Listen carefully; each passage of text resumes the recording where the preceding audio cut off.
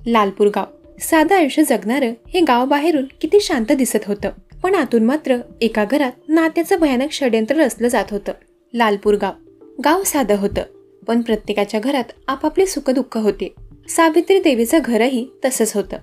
तिचा मुलगा शिववीर, तो जरी साधा सरळ असला तरी तिच्या आयुष्याचा आधार होता. माझा मुलगा माझा कणा आहे हेच ती रोज सांगायची, पण नियतीने तिच्याच घरात काळं सावट पेरलं होतं. शिववीर हा गावातला साधा माणूस, मेहनती, आईवर प्रेम करणारा, गावात कोणी काही बोललं तर शांतपणे ऐकून घेणारा. पण त्याच्या आयुष्यातील 2 नात्यांनी त्याचं आयुष्य गिळलं. पत्नी लक्ष्मी, तरुण, हट्टी आणि महत्वाकांक्षी. सुरुवातीला ती संसारात रमली होती, पण काही काळ जाताच तिच्या मनात रिकामेपण पसरू लागलं. शिववीरचं साधेपण, त्याचं आईवर असलेलं जास्त प्रेम आणि रोजचे एकसरी आयुष्य लक्ष्मीला आता जड जाऊ लागलं. तिला काहीतरी नवं आणि रोमांचक हवं होतं आणि तेच तिच्या आयुष्यात आलं. तिच्या नावात लक्ष्मी असलं तरी मनात मात्र हव्यासाचं वादळ होतं.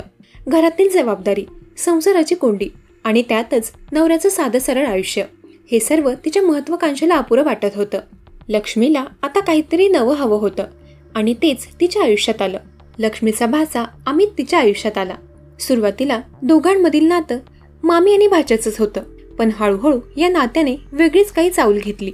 अमित हा गावातला तरुण, मोकळं ढाकळं बोलणारा. मामाच्या घरी त्याची सतत ये जा होतीच. सुरुवातीला तो मामीला फक्त घरातली स्त्री म्हणून पाहायचा, पण हळूहळू नजरा बदलल्या. लक्ष्मीचं एकटं पडलेलं मन आणि अमितचा उतावी तरुणपणा, अमितचं हटके बोलणं हळूहळू मामीच्या नजरेत शिरू लागलं. हे नातं हळूहळू वेगळ्या दिशेने जाऊ लागलं. घरातल्या 4 चौघांमध्ये साधं हसणं बोलणं आणि नंतर एकट्यात भेटणं. हळूहळू लक्ष्मी आणि अमितचं आकर्षण भलत्याच दिशेने वळलं. त्यांच्या नात्याचं स्वरूप असं झालं की शिववीर त्यात अडथळा वाटू लागला. शेवटी मामी भाच्याच्या नात्याचा चेहरा बदलला. आता हे नातं फक्त आकर्षण नव्हतं, ते हव्यासाचं होतं.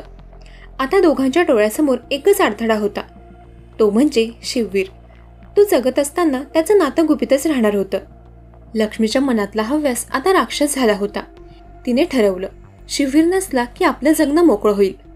शिववीरला कळतही नव्हतं की ज्यांच्यावर तो विश्वास ठेवतोय तेच त्याच्या अस्तित्वावर डाव खेळताय. एके रात्री त्यांनी ठरवलं, मामा जिवंत असेपर्यंत आपलं नातं जगासमोर येणार नाही, त्याला दूर करावंच लागेल. नोव्हेंबरची ती काळी रात्र. शिववीर घरात झोपला होता. अखेर त्या दोघांनी त्यांनी रचलेला कट अंमलात आणायचं ठरवलं आणि नोव्हेंबरच्या त्या रात्री शिववीर दिवसभराच्या कामामुळे रात्री दमून झोपला होता. घरात शांतता होती, पण लक्ष्मीच्या मनात एक वादळ होतं. अमितने हातात लोखंडी रॉड घेतला. तो थरथरत होता. एकीकडे भीती तर दुसरीकडे मामीच्या डोळ्यातलं आकर्षण.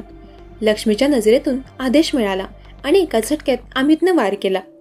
शिववीरच्या डोक्यावर रॉड आदळला. आवाज आला आणि सर्व संपलं. त्या क्षणी लक्ष्मीने दीर्घ श्वास घेतला. तिच्या चेहऱ्यावर भय नव्हतं, तर समाधान होतं. आता आपण मोकळे आहोत, असं ती स्वतःशीच म्हणाली. हत्या इतकी भयानक होती, पण त्याहूनही भयानक होतं मृतदेह लपवणं.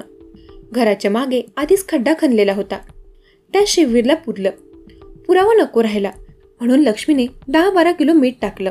ज्याने एकेकाळी तिला आयुष्य दिलं त्यालाच आता जमिनीखाली मिठासोबत गाडलं गेलं. दुसऱ्या दिवशी लक्ष्मीनं सासू सावित्रीला सांगितलं, आई, शिववीरला फोन आला होता, म्हणाला नोकरीसाठी गुजरातला जातोय. आईचं मन पटेना, पण सुनेच्या बोलण्यावर विश्वास ठेवावा लागला. दिवस गेले, असेच महिनेही गेले, तरी मुलाचा पत्ता नव्हता. आई रोज विचारायची, पण लक्ष्मी वेगवेगळी कारणं सांगत राहिली. कधी तो गुजरातमध्ये कामात आहे, कधी तो लवकर येईल, कधी त्याला फोन लागत नाही. अशी काही कारणं ती रोज सासूबाईला सांगत असे. आई सावित्री हळूहळू तुटत होती. तिच्या मनात संशय उगवला. दरम्यान काही महिन्यांनी गावातील कुत्री घरामागच्या जागी खणू लागली. कुत्र्यांच्या खड्डा खणण्यामुळे हाडं बाहेर येऊ लागली. लोकांना ती हाडं दिसली. गावकरी ते पाहून घाबरले. कुजबुजही सुरू झाली. ते सगळं पाहून लक्ष्मी आणि अमित घाबरले. त्यांनी ती हाडं उचलून कालव्यात टाकली, पण सत्य कायमचं दडपलं जात नाही. सावित्रीचं मन स्वस्थ नव्हतं. तिला मुलाचा पत्ता लागत नव्हता. तिने शेवटी पोलिसात तक्रार केली, माझा मुलगा बेपत्ता आहे. आईच्या शंकेनं तपासाचं चाक वेगळ्या दिशेने वळलं. लक्ष्मीवर संशय गेला, कारण ती वारंवार वेगवेगळी कारणं सांगत होती.